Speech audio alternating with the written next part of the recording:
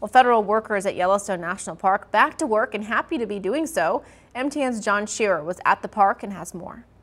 You know, you might think that workers returning from a 35-day furlough, like those here at the Mammoth Visitor Center, might be angry or even frustrated at the big backlog of work in front of them.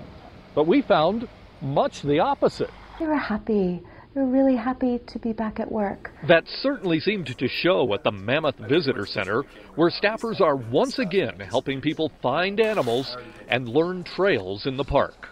But there's work to do. Beginning to think through, how do we prioritize our workload now? There's a backlog of backcountry and film permits to work through, and the park is a month behind on hiring summer help. We're committed to it now. That is one of the highest priorities for the park right now. And so we are hopeful that we'll be able to fill those needs. There's also snow to clear and a myriad of animal and other environmental studies that will never get those 35 days back. But people in Gardner are just happy to get the park workers back. That payroll gets put back into the community 10 times. People in Gardner stepped up big time to help their friends who were left without a paycheck during the shutdown. But they suffered too. And for small communities like this one, it's really, really important.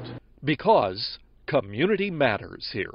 My family's been in this county for a century, and I grew up here, and it means a lot to me. And so it's important to me to have this community thrive. After 10 days of snowy, blustery, gray weather, even the sun seems to be smiling down on the park today. At Mammoth in Yellowstone National Park, I'm John Shearer for MTN News. Park officials say they're already putting plans in place in case the politicians in Washington can't reach a compromise, and another shutdown comes in 3 weeks. Organizers of a food pantry for park workers say they're keeping those shelves stocked too, just in case.